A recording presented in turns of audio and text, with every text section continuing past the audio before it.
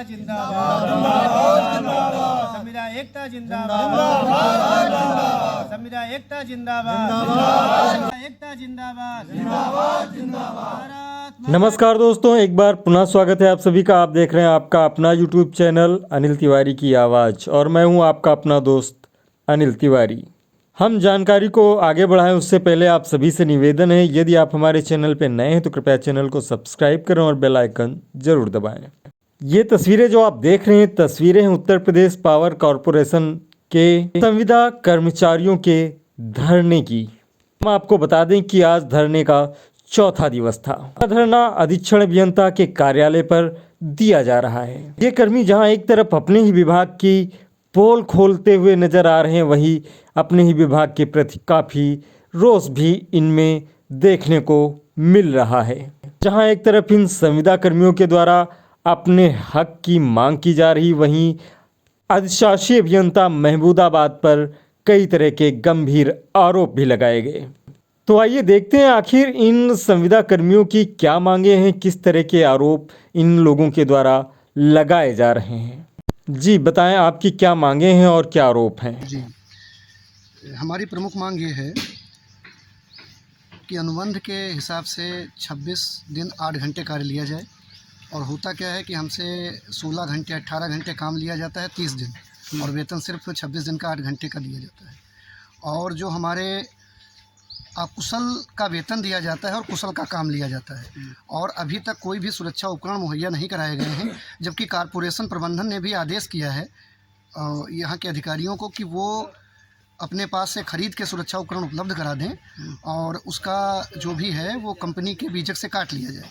लेकिन ऐसा नहीं हो पा रहा है, जिसकी वजह से सुरक्षा उपकरण न मिलने के कारण लगातार हादसे हो रहे हैं और उस दुर्घटनाओं में हमारे जो साथी घायल हो रहे हैं उनको समुचित उपचार भी नहीं हो पाता है, क्योंकि जो स्वास्थ्य के संबंध में हमारा जो ESIC का हमारे वेतन से जो कटौती होती है उसको भी समय पर अभी तक नहीं दिया गया है, जिसके कारण जब भी कोई दुर्घटना होती है तो लोगों को ESIC का लाभ नहीं मिल पाता है और आनन फानन में उनको इधर उधर इलाज कराना पड़ता है। उसके बाद उनको जो है उनको इलाज का अभी तक कोई भी मुआवजा नहीं मिला है, जैसे आपके सामने ये खड़े हैं। और इन सब चीज़ों को लेकर हमारा 16 फरवरी 2023 में यहाँ पे प्रदेश महामंत्री, जो कि हमारे संगठन के प्रदेश महामंत्री हैं, उनके और हम अधीक्षण अभियंता महोदय के मध्य एक समझौता हुआ था, जिसको अभी तक पालन नहीं हुआ है।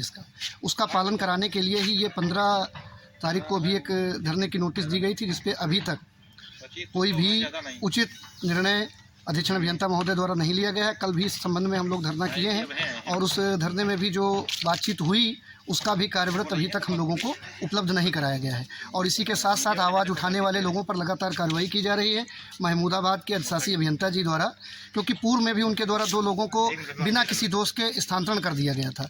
और उसके विरोध में यहाँ पे जब धरना प्रदर्शन हुआ तो अधीक्षण अभियंता महोदय द्वारा ये कहा गया था कि महमूदाबाद एक्सचेंज को समझाया जाएगा और जो भी उनकी कर्मचारी विरोधी नीति है उसको समझा के उसमें सुधार कराया जाएगा।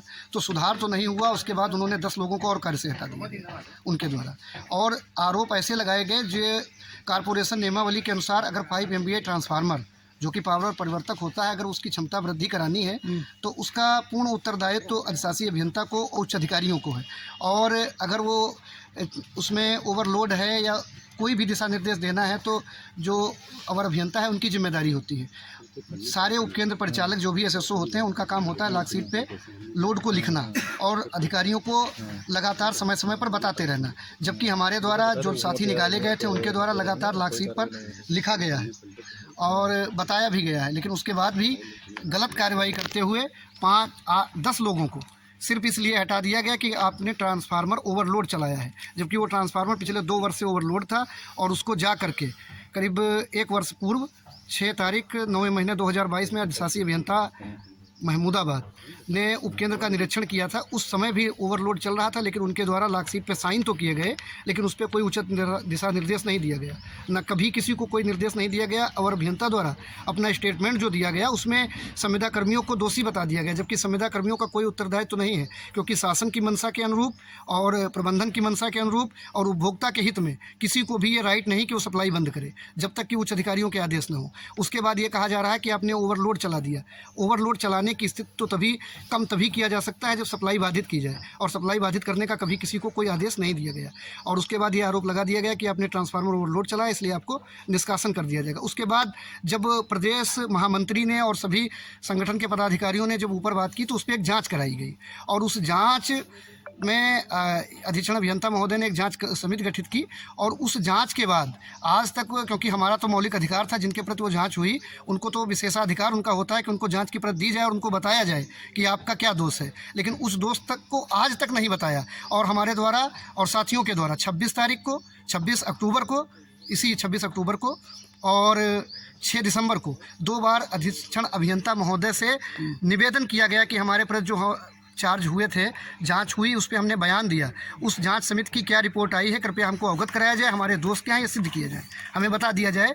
और ये सब कुछ नहीं बताया गया। जब धरने की नोटिस पड़ी तो आनन फानन में हमारा स्थानांतरण कर दिया गया, और अभी तक जाँच की प्रति उपलब्ध नहीं कराई गई है, और हमें ये नहीं पता हुआ है कि हमारा दोस्त क्या है।